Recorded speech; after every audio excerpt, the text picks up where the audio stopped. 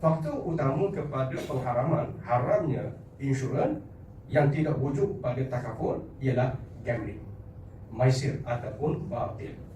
Sebab apa kita kata dalam insurans ada batil, iaitu gambling atau maisir, tapi dalam takaful tak ada?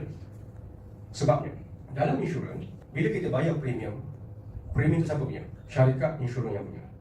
Bermakna kalau kita claim, dia akan rugi. Kalau kita tak claim, dia akan untung. Satu rugi atas keuntungan satu pihak lagi, dan satu pihak untung atas kerugian satu pihak lagi, itu merupakan unsur yang jelas kepada maisir ataupun gambling ataupun judi. Dia duduk dalam kategori batil. Tapi sebab apa kita kata dalam takaful tak wujud elemen ni?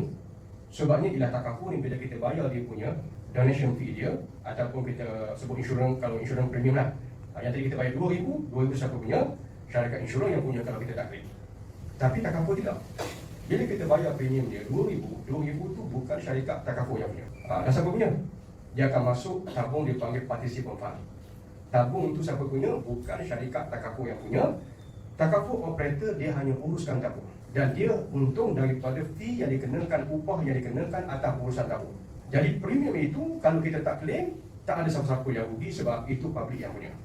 Maknanya kalau tengok kesan legal, kalau insurans commissioner dia reserve, tabung tu memang dia punya.